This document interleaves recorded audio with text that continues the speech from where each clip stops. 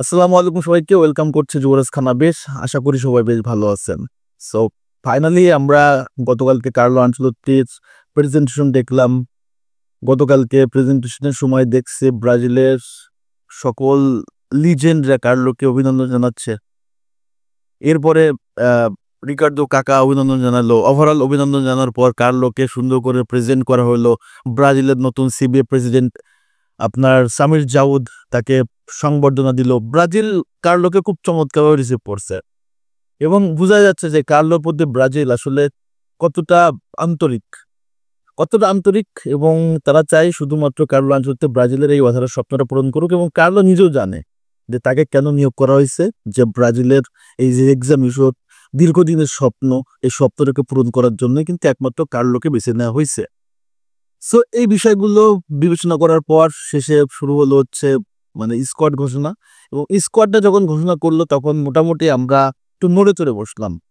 এটা ফাটাফাটি হইব, এখন কি হইতে পারে। এর আগে coach দরিফাল junior, Rimon Menezes, Fernando দিনিজ যখন স্কোয়াড ঘোষণা করছে ওইভাবে করে কোনো মিডিয়ার কোনো একটা ভাব দেখে নাই, কিন্তু গতকালকে একটা অন্যরকম একটা আমেজ কাজ করছে, একটা ঈদ কাজ করছে, সবকিছু মিলে একটা অন্যরকম একটা ফিলিংস ছিল গতকালকে। এবং যখন দলটা ঘোষণা করলো ওভারঅল মিলে আমার কাছে দলটা খুব চমৎকার লাগছে, খুবই চমৎকার। এবং 23 জনের সিস্টেম থেকে বেরোয় আসে 23 জনের সিস্টেমকে গলার টিপা কার্লো আনচেলত্তি 25 জনের স্কোয়াডটা ঘোষণা করছে।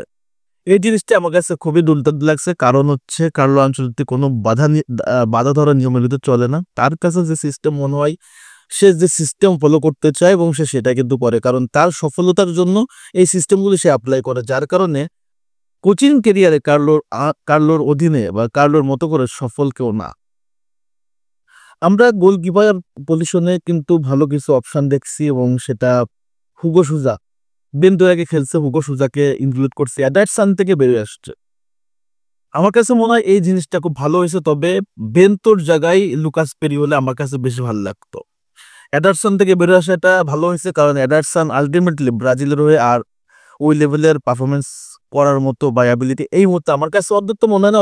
আপনারা এটা ডিবেট করবেন না, বাট আমার কাছে মনে হয় তরুণদের সুযোগ দেওয়া উচিত। এডারসন অনেক সুযোগ পাইছে, যার ফলাফল কিছুই না, একটা কোপা আমেরিকার ফাইনাল হারাইছে। সো এডারসন আমাদের কাছে ওই লেভেলের কিছুই না। এই জায়গাটাই অ্যালিসন বেকার সুযোগ পাবে, এটা মাস্ট ছিল। তবে লুকাস পেরি সুযোগ পেলে ভালো হতো। হুগো সুজা প্ল্যান্টি স্পেশালিস্ট, এটা ভালো হয়েছে। এরপরে ডিফেন্স লাইন আপ আমার কাছে দানিলো এবং হচ্ছে ওদিকে আলেক্সান্দ্রো ছাড়া আলহামদুলিল্লাহ সব বলই পারফেক্ট। এটা আপনারও পারফেক্ট লাগবে, আমারও পারফেক্ট লাগবে। মিডফিল্ডে সবচেয়ে ভালো ইম্পর্টেন্ট যেটা, সেটা হচ্ছে ক্যাসেমিরোকে ইনক্লুড করা। ক্যাসেমিরো ইনক্লুশনটা দলের জন্য একটা এক্সট্রা একটা মোটিভ তৈরি করবে। ক্যাসেমিরো দলের নেতা হিসেবে কাজ করবে এবং দলটাকে মেনটেন করার জন্য কার্লো আনচেলত্তির সবচেয়ে বেশি প্রয়োজন এই ক্যাসেমিরোকেই হবে।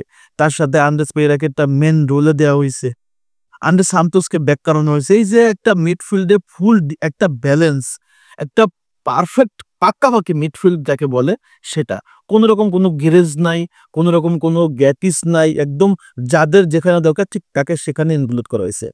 আমি ভাবছিলাম রাফিনাকে মনে ইনক্লুড করা হবে না, কিন্তু না, রাফিনাকে ইনক্লুড করা হয়েছে, কারণ রাফিনা নেক্সট ম্যাচটা ইকুয়েডরের সাথে খেলতে পারবে না কার্যদের কারণে, কিন্তু পরের ম্যাচে কিন্তু সে ব্যাক করো, যার কারণে তাকে দলে রেখে দুইজন রাইট উইঙ্গে অ্যান্টনি এবং আপনার ইস্তেভাওকে রাখানো হয়েছে এবং লেফট উইঙ্গে এই জায়গাটায় মার্টিনেল্লিকে সুযোগ দেওয়া হয়েছে। কেন? কারণ মার্টিনেল্লির পারফরমেন্সটা রিয়াল মাদ্রিদের ডাগআউটে বসে কার্লো দেখছে, স্পিড দেখছে এবং শুধু ওই ম্যাচটা নয়, রেগুলারলি মার্টিনেল্লি ভালো খেলতেছে। সো এই জায়গায় মার্টিনেল্লিকে পারফেক্ট ভাবে বিবেচনা করছে কার্লো। সাথে ভিনিসিয়াস জুনিয়র আছে এবং আপনার নাম্বার 9-এ আমরা কুনাকে দেখছি, এর আগে দেখছি দরিফাল জুনিয়র কুনাকে মিডফিল্ডার হিসেবে ইউজ করা। আসলে জিনিসগুলো খুবই হাস্যকর। তো সেই জায়গাটায় কুনাকে কিন্তু পারফেক্ট নাম্বার 9 এবং রিচার্লিসনকে নাম্বার 9-এ ইউজ করছে। এই যে একটা ব্যালেন্স, যাকে যেখানে প্রয়োজন তাকে ঠিক সেই জায়গাটা ইউজ করছে এবং ওভারঅল মিলে একটা চমৎকার ব্যালেন্স স্কোয়াড তৈরি করছে। সাথে করে কার্লোস আগস্টোকে ব্যাক করাইছে, এটা অসাধারণ ব্যাপার। তবে কার্লো আনচেলত্তির রাডারে ছিল হচ্ছে কায়ো হেনরি, তাকে বিবেচনা করা দরকার ছিল। এটা হইলে আমার কাছে মনে হয় আরো সুন্দর হতো। দানিলোর ইনক্লুডটা আমার কাছে খুব উইয়ার্ড লাগছে। তাছাড়া ওভারঅল কার্লো আনচেলত্তি তুমি চুম্মা দিয়ে দিছো। সো আপনাদের মতামত অবশ্যই কমেন্টস করে জানাবেন এবং এই স্কোয়াড নিয়ে আমি বিশ্বাস করি ইকুয়েডর এবং প্যারাগুয়ের সাথে ব্রাজিল কত ব্যবধান জিতবে যায় না, বাট হেসে খেলে জিতবে, ডোমিনেট করবে।